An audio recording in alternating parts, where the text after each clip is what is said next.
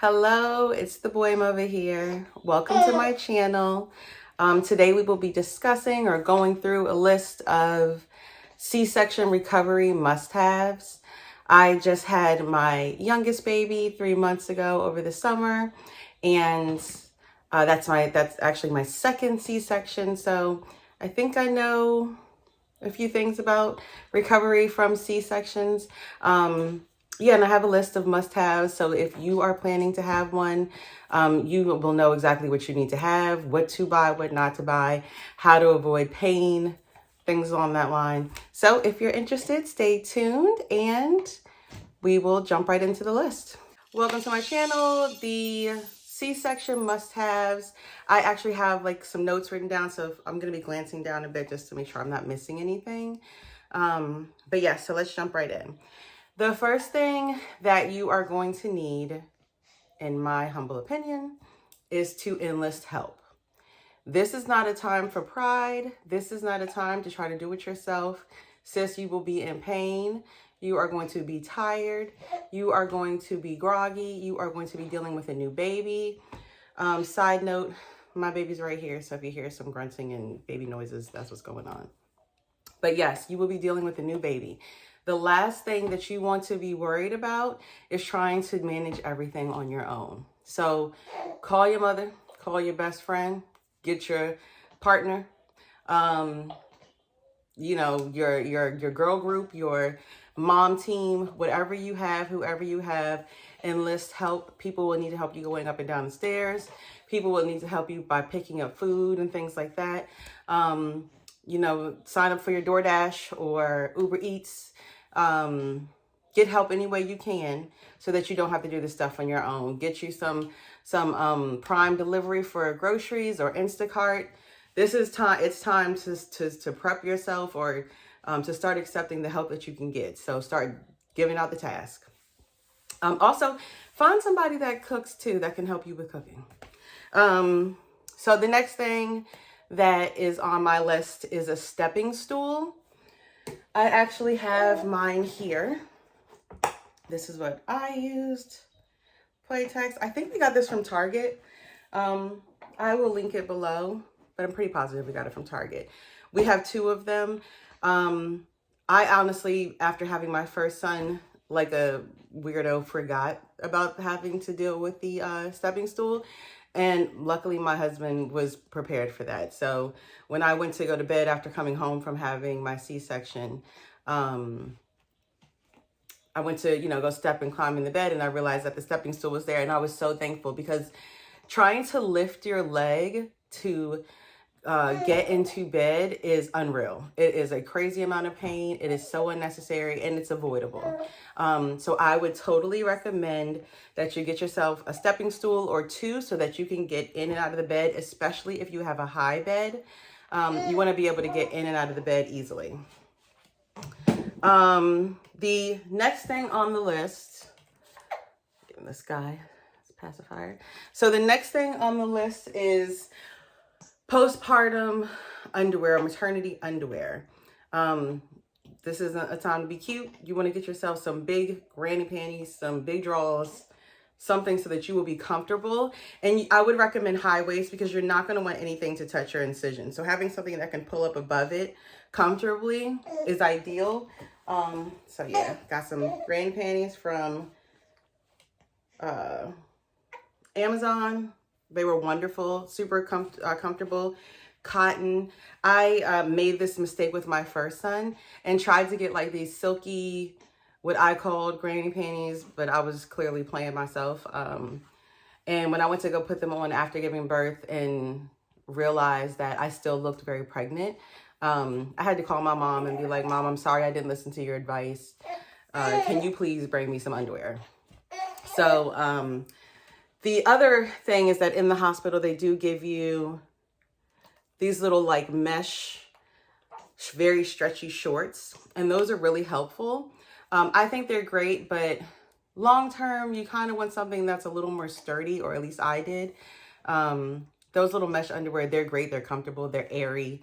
They're perfect, especially for as soon as you like start walking around and stuff, and just after having a baby and everything that goes with it. But when you're going to want some real underwear and things to kind of stay in place a little bit more, then I would recommend getting yourself some high waist underwear. So let's see. The next thing is a support garment. So you're going to want something that you can use to support like your stomach and waist area.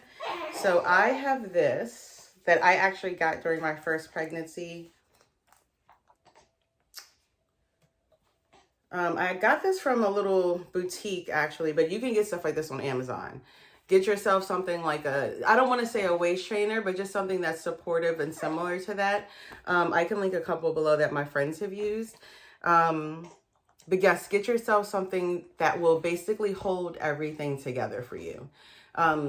It makes moving around so much easier, like sitting down, standing up, walking around. It makes it so much easier. At the hospital, they tell you that they want you to walk. It helps move the gas around and helps you pass gas more, and get your bowels up and running. There you go, boo. There you go. So once you, when you're walking around and just trying to maintain comfort during that, you're going to need something that's supportive. It makes a huge difference in being able to stand up and sit down and walk around and, I mean, just breathe. Just having something that's just holding everything together. So yes, this is like your best friend, especially within that first 2 weeks. The healing process, the biggest part of it is that 2-week period, the first 2 weeks. So you're going to want to make sure that you have your ducks in a row because you're going to be out of commission. So the next thing is a tracker. He is cracking up over here and like really talking to me. So the next thing is going to be a tracker. And you just really need basic pen and paper. But after having a C-section, they put you on multiple medications, or at least they did me. I was on Tylenol, like a narcotic Tylenol and ibuprofen. So I had to basically track what I had taken and how much I had taken so that I can stay on top of it. You don't want to let yourself go to the expiring time of your medication because then you'll be in pain and it's just not worth it. So my husband and I, he actually really tracked all the medication that I took because with the baby and everything, I just could manage it. But you're going to want to know if you took something at 7, because trying to remember that is like hell when you're trying to keep up with your breastfeeding schedule and whether or not the baby peed and pooped and how many wet diapers you have. There are so many things to manage. I would totally suggest you just having a pen and paper and tracking your medication so that you don't mess that part up. I actually took 2 of the narcotic Tylenol that they gave me. And the dosage said 1. So like after I realized it, then we're freaking out, calling the emergency line. And luckily my OB is like, oh no, you can take up to 3. So I should have actually given you 2, but ultimately I was fine. But had we written it down and paid more attention, we would have been more prepared. So that's kind of when we were like, okay, we need to write this down. So yes, definitely get a tracker, track your pain meds, write it down. And really, it's really just like the first 2 weeks. It doesn't go longer than that. You'll probably just be taking regular Motrin and stuff after the 2-week period. So next on the list is loose clothing. And by loose clothing, I mean like lightweight, stretchy leggings or flowy dresses, big t-shirts, things that will not be touching your incision. Things that you would just be able to be comfortable in. Let's see. You might want to just keep wearing your maternity clothes, that kind of thing, your maternity shirts, because you're still going to look kind of pregnant or look pregnant. So not kind of, you're definitely going to look pregnant. So you're going to want to have clothes that accommodate your body and that you'll be able to be comfortable in. You're not going to go from the hospital and home and back to your old clothes. It doesn't work that way.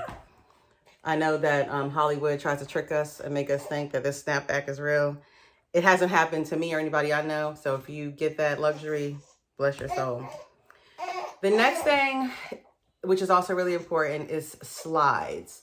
And by slides, I mean shoes that you can just put on really quickly by just like sliding your foot into the shoe. You don't have to bend down to tie anything. You don't have to pull anything up on your ankle. You don't have to do any other work besides stick your foot in the shoe and walk on about your life. Those are the kind of shoes that you want. Your ankles will be swollen. Your feet will probably be swollen. You're going to want something that's a little loose and bigger. It will probably be the shoes that you've been wearing for the 3rd trimester of your pregnancy. I had my trusty Crocs, and they're sparkly. These were my favorite things ever. I probably just stopped wearing these like last month, maybe. And honestly, it's only because it's getting chilly outside. I would still wear them. And I've been trying to like exercise more outside, so I've been purposefully putting on my tennis shoes. But if I wasn't, I would still be wearing those. They are hella comfortable. You can wear them with socks if it's too, if you get chilly. I love the sparkles, so it makes it a little fun. You can dress them up a little. But yes, I am so here for Crocs. I also, in my first pregnancy, wore these like men's Nike flip-flops. Those were like the last things that I could find that I could fit in while my feet were really swollen for my 3rd trimester with my first son. My husband has actually adopted those as house shoes, but yeah, that's an option. You want to get yourself some slides. Make sure you have something that you can just slide your feet into easily. He is really going for it over here. Okay, so continuing the list, the next thing on the list is going to be pads. Of course, you're going to be bleeding after having a baby. You just went 9 months, 10 months without having your cycle. And all that, the prenatal and postnatal blood, all that stuff comes and it's just a mess. So you're gonna have to get yourself some pads, get yourself some good pads, ones that you're comfortable with. It's not a time to like be cheap about it. Get yourself plenty of them because you're gonna need them for a while. And you can't wear tampons for a postpartum. So get yourself some pads. I like these always flexible pads. I use a few different kinds, but I liked these. They had like the long front to back. And I wasn't really a fan of the big diaper style pads at the hospital. I actually wanted to avoid those, as well as honestly the mesh underwear for more than a few days. So yes, get yourself some pads that you'll be comfortable in, that you know that you can avoid leakage and things like that.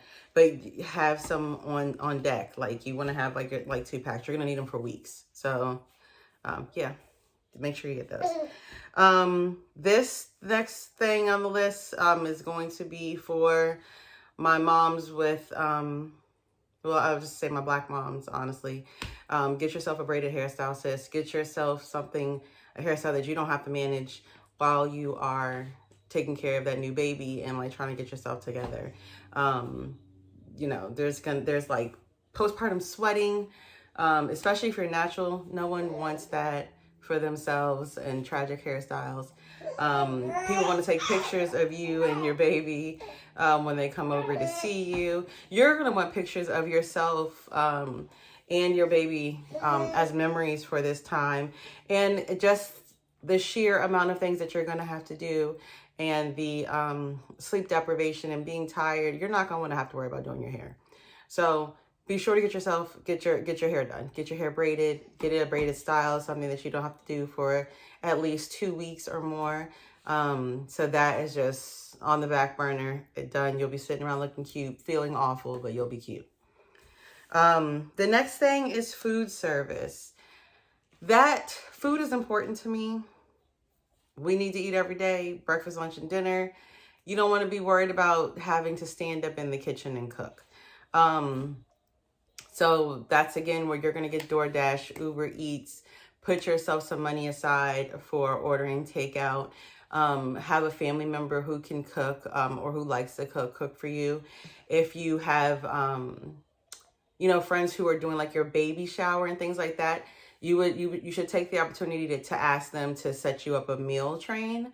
A meal train is when a group of friends or a group of people come together and input funds and or make meals. So you sign up for a specific time if you're going to make a meal, but people will do coffee runs for you. They will make you food and bring it on like Thursday night, for example, if that's their designated time, and or give you $25 into this bucket, and they'll say, hey, here's the $300 that we put aside for you and your family to order dinner. So, you know, just make sure that you have your funds aside and yourself mentally prepared to take care of your food needs at that time. You're also gonna again want to get your grocery deliveries squared away. Know what you need. Prepare your lists. Create a list in the apps so that you don't have to spend time clicking through and all that stuff. For me, I was trying to sleep as much as I possibly could during my initial 2 weeks. After having my son. So the last thing I think anybody wants to do is, you know, spend their time looking through the aisles of a grocery store app trying to figure out what kind of food you need or want in your house. Also, get yourself some snacks. So that's things that you and your family can grab quickly and move on until food arrives. So food service, food, get that together, squared away. It's a must-have. One more thing on my list is a heating pad. After having a C-section, your incision is going to be hurting. And there's a lot of discomfort around it. You don't really want to touch it or go near it. But it hurts to laugh. It hurts to pee. It hurts to, and I mean, like anything where you need to use your stomach muscles. You can't drive for the first like 3 weeks. You basically, you can't lift your legs. Like there's a lot that you can't do. So, my last item is a heating pad so that you can use that, on your incision to help with some of the discomfort. Since you can't use ice, heating pads are acceptable. Heating pads are acceptable, so get yourself a heating pad so that you can use that as an option to bring comfort to your incision. And also you'll be able to use it for your muscles and things like that. So then I just have a couple more things on the list for breastfeeding moms. If you are planning to breastfeed after having your baby, you are going to want to have nipple cream. Breastfeeding is like learning to dance with your new baby. It takes a few weeks for you guys to get it together. It's not an easy process. So if you think you're just going to plop your boob in this baby's mouth and y'all just going to sail off into the sunlight, that's not how that works. The baby is going to have its way with your nipple, and it gets painful and uncomfortable. Do yourself a favor, get yourself some nipple cream, apply it regularly after each feeding.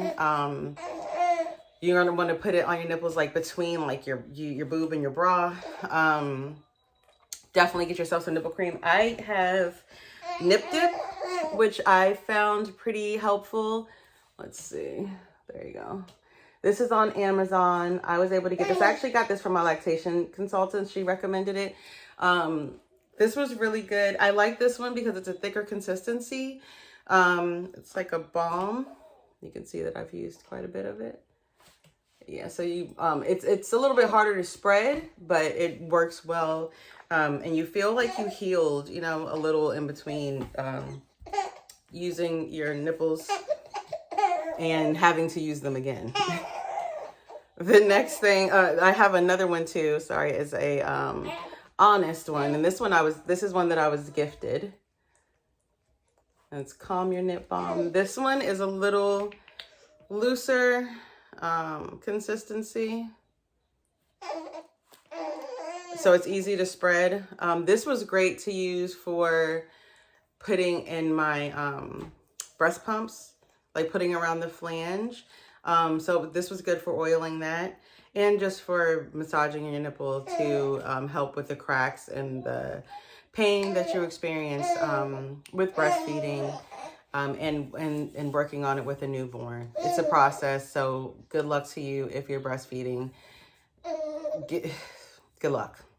It's a lot. So it's a beautiful thing. It's the best experience. I'm really, really glad that I did it. But it can be, it's a challenge. So good luck to you. And the last thing for my breastfeeding moms that is on my list is the boppy. This is my favorite. I love a good boppy. I have two. I've got one for my bedroom in the bed, and I have one for downstairs on the couch. We spend an incredible amount of time in the family room, so I don't have to worry about carrying it with me. If I wake up, deal with the baby in the bedroom, I can pop him on the boppy and breastfeed him there. So the way that you use this, let me pick this back up actually, is by turning it this way, and you can just put it around your waist. So when you put it around your waist, your body will go inside of this little hole. And then your baby will lay on top of this. So it's a support pillow. You can lay your baby's head on either side, based on whichever boob you're using. And your baby can lay and feed comfortably. My son seems to like the boppy. He doesn't seem like uncomfortable or anything on it. He tends to fall asleep when he breastfeeds from that. A little easier than me like holding him in my arm. And trying to support the baby with your arm and everything, it's just more work. So having the boppy is a really good option to provide support for yourself and the baby during the breastfeeding process. Y'all, this guy is on a roll today. Okay, sweetheart. I swear I just fed him and everything. I don't know. He just wants to be a part of the show. It's okay, boo-boo. So yes, those are my C-section recovery must-haves. I had my baby in 2021. This is as up-to-date as it could be for now. The first 2 weeks is really hard. If you are planning to have a C-section, I do wish you the best of luck. It's, you know, it's a natural process. You'll be fine. But just getting through the first 2 weeks is pretty painful. But after that, you start to feel a lot better. You start to get your energy back, and you can, have a more fun experience with your baby.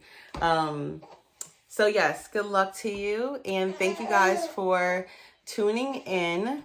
I'll be having some new content soon, but thank you for listening to this video all the way through. And I hope that some of these recovery must-haves are helpful to you.